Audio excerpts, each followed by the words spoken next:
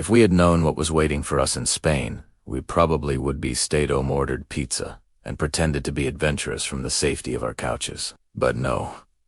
Max found cheap tickets. Sam said we deserved a life-changing experience. And I, James the genius, that's how the three of us landed in Madrid with big dreams and zero luggage. Our suitcases disappeared somewhere between welcome to Spain and good luck finding your stuff. After standing at the baggage carousel for what felt like an entire lifetime, we finally accepted the truth. They're probably delayed, Sam said for the 5th time, trying to stay positive. 2 hours later, after customer service gave us polite smiles and absolutely no answers, we learned there had been a string of thefts at the airport. Great, Max muttered. First cultural experience. Getting robbed. All we had left were our backpacks' passports, a little cash, and the clothes on our backs. Well, Max said, forcing a grin. Who needs clean socks? We're in Spain. Let's hit the city. And honestly, he was right. We weren't going to let missing luggage ruin our first real adventure together. The streets of Madrid were alive, music drifting from cafes, people laughing, the golden evening light turning everything into a postcard. For a moment, it felt perfect, until it didn't. 3 guys sprinted past us out of nowhere, and one of them ripped Sam's backpack clean off his shoulders. "Hey!" Sam shouted. "We didn't even think. We just ran." They moved like they'd trained for this, their whole lives dodging crowds, leaping over benches, cutting through narrow streets. Max somehow took the lead like he'd unlocked hidden athletic powers. Left. They went. Left, he yelled. Sam and I struggled to keep up. I was already out of breath and questioning every life choice that led to this cardio session. Just when we thought we were catching up, the thieves jumped a wall and vanished like actual ninjas. We stopped, hands on our knees, gasping. "I hate cardio," I wheezed. Sam looked crushed. My passport was in there. Before we could spiral into full panic mode, Max nudged us. Guys, in a shadowy alley nearby, we saw a pair of legs sticking out from behind a dumpster. We exchanged looks. "This is either a trap," Sam whispered, "or at the beginning of a horror movie." We approached slowly. Leaning against the brick wall was one of the thieves. But it wasn't one of the guys. It was a girl. Her black mask was half off. Her hoodie sleeves covered her hands. She looked shaken, like she'd run too far, too fast. For a second, she didn't even notice us. Max carefully removed the rest of her mask, and I forgot how to breathe. Her eyes were the first thing I noticed. Not just because they were beautiful, but because they looked scared. Not tough. Not criminal mastermind scary. Just human. "Hey," I said softly. "Are you okay?" She opened her mouth to answer. No sound came out. She tried again. Nothing. After a few confusing minutes and a lot of awkward gestures, we realized the truth. She couldn't speak. Sam blinked. "Oh." She slowly pulled a tiny notebook from her hoodie pocket and scribbled something in Spanish. We stared at it like it was advanced calculus. "Anyone speak Spanish?" I asked. Max straightened up confidently. "Sí, taco. Burrito. Gracias." She closed her eyes like she was praying for patience. Then she flipped the page and drew a small picture. It looked like a little pile of something. Gold, I guessed. Her eyes lit up. "Gold," I repeated. "Oro." She nodded. "Oro," Max said dramatically. "Coolest name ever." I tilted my head. "What about Elsa?"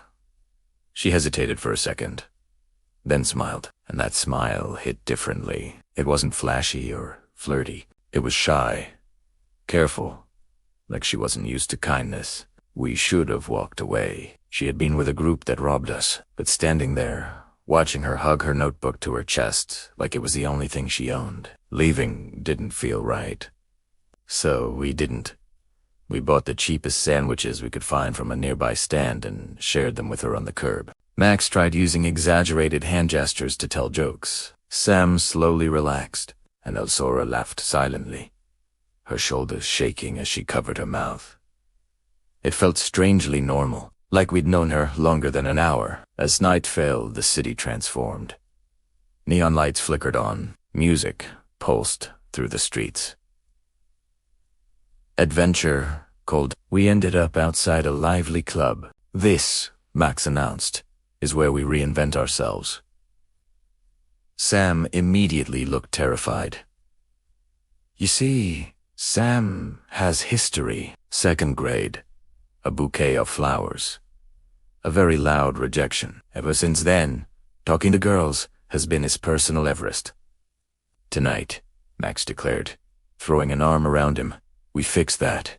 Inside, the music was loud, the lights flashing. Max ran straight to the dance floor, fully committed to embarrassing himself. I stayed back with Sam and Elsa.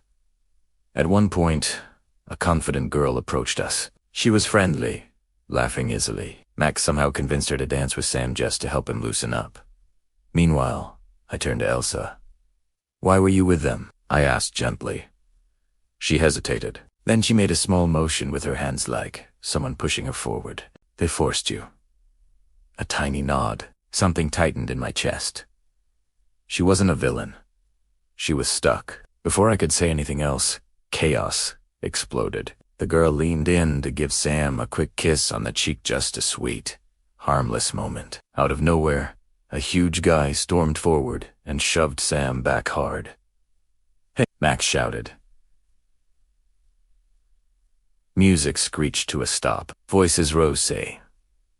And then, in the middle of the confusion, a terrified man in a torn suit stumbled into Sam. In one lightning-fast move, the man grabbed Sam's hand and slipped a sparkling diamond ring onto his finger. Then he ran. Seconds later, several men in black suits burst into the club, scanning the room. Their eyes landed on Sam. On the ring, everything changed. Sam tried to pull it off. It wouldn't budge. The suited men exchanged looks. And before we could react, they grabbed him. Sam, I shouted. Max lunged forward, but 2 men blocked him. I tried to reach Elsa. Something hit the back of my head. The lights blurred. The music faded. The last thing I saw before everything went dark was Elsa reaching toward me. Her silent scream louder than any sound in the room. When he woke up, the first thing I noticed was the smell of dust and old metal. The second thing, my head felt like it had been used as a soccer ball. I blinked up at a flickering light bulb hanging from the ceiling. We were in some kind of storage garage. Rusty shelves, broken chairs, random boxes stacked like forgotten memories. Max was sprawled beside me, snoring like absolutely nothing had happened. Max, I groaned, nudging him. Wake up. He snorted and shot upright. Are we dead? I don't think so. He looked around. This is disappointing. Then everything came rushing back. The club.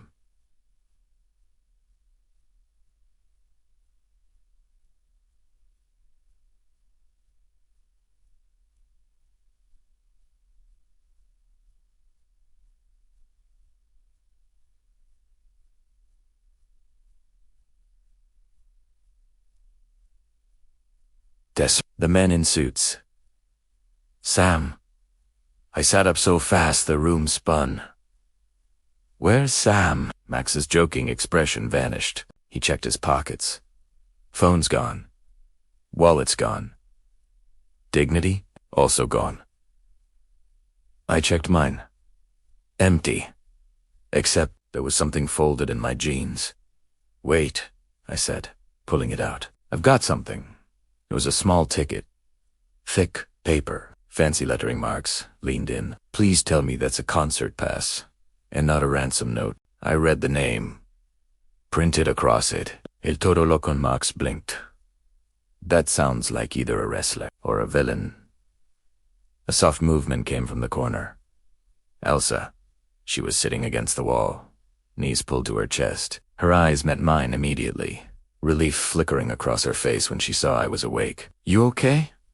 I asked gently. She nodded. When she saw the ticket in my hand, though her entire body tensed, she stood quickly and crossed the room, taking the ticket from me. Her fingers trembled slightly. She pulled out her notebook and scribbled fast. Dangerous. Powerful. Don't go. Max read it over my shoulder. That's not comforting. I looked at her. They took Sam. We don't really have a choice. She froze. For a moment, I thought she might walk away, that this was where our strange little connection ended. Instead, she closed her notebook slowly and nodded. She was coming with us. And somehow, that made me feel braver. That night, we followed the address printed on the ticket to the edge of the city. An old bullfighting arena stood under the moonlight, massive and silent. Its walls were cracked, paint peeling, like it had secrets buried deep inside. This feels like the part in the movie where the main characters say, "Let's split up," Max whispered. We are absolutely not splitting up, I said. Elsa reached for my sleeve, lightly Premier-Leagued. Down, her hand slipped into mine. It wasn't dramatic. It wasn't planned, but it felt right. Warm, steady, real. For the first time since this whole mess started, my heart wasn't erasing from fear. It was racing for a completely different reason. The arena gates creaked open as we stepped inside. Suddenly, bright lights snapped on overhead. We froze. Men in black suits stood along the circular walls, watching, and there, in the center of the arena floor, was Sam, tied to a chair, still wearing the ring. "Sam!" Max shouted. Sam looked up. "Guys, I would just like to say this is not how I imagined my glow-up moment." Despite everything, I almost laughed. A tall man stepped forward from the shadows. Perfect suit, calm, smile, the kind of confidence that fills a room. "El Toro Loco," Max muttered. The man's voice echoed smoothly. "Welcome." He walked slowly toward Sam. "That ring," he said, "does not belong to your friend." Sam tried to twist it off again. "Trust me, I don't want it." I stepped forward. "Then take it." El Toro Loco smiled faintly. "If it were that simple, I would have." Elsa stiffened beside me. The man's eyes shifted to her. Recognition flashed across his face. "Well," he said softly, "I didn't expect to see you again." My stomach dropped. Elsa's grip on my hand tightened. "You know him," I whispered. She didn't look at me. Instead, she walked forward slowly, leaving my hand behind. "Elsa," I said. She stopped a few feet away from El Toro Loco. The entire arena felt silent. She pulled out her notebook, wrote something, held it up. "I quit." A murmur rippled through the suited men. El Toro Loco's calm expression flickered just slightly. "You don't quit," he replied smoothly. "You belong." Belong. The word hit me harder than anything else tonight. Belong? Was that what she'd been searching for this whole time? He gestured toward Sam.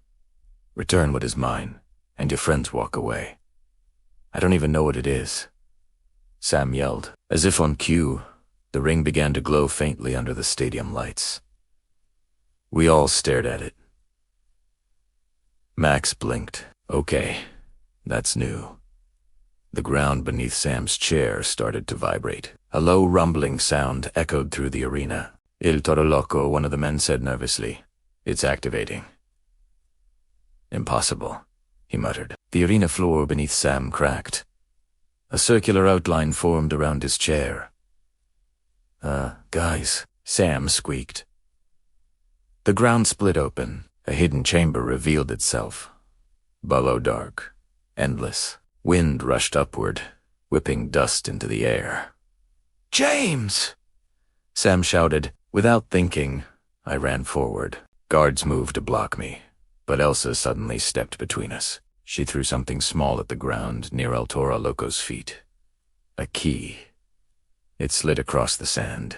His confident smile vanished completely. In that moment of distraction, Max tackled one of the guards not heroically. More like enthusiastically, and chaos erupted. I reached Sam just as his chair tilted toward the opening. The glowing ring pulsed brighter. I grabbed his arm. Elsa grabbed mine. For a split second, we were all connected. Friendship, Fear, trust. I looked at her, even without words. Her eyes said everything. I'm not leaving. The floor gave way. Sam slipped from my grasp. He fell into the darkness below. James. Screamed. Without thinking, without planning, without even breathing, I jumped. For him. For us. For her. And just before the darkness swallowed me whole, I felt Elsa's hand grab mine again. She had jumped too. What lies waiting for us in the darkness? And what is the true story behind Elsa and El Toro Loco? You'll have to subscribe and hit that notification bell to find out what happens next. Thanks for watching, and I'll see you in the next part.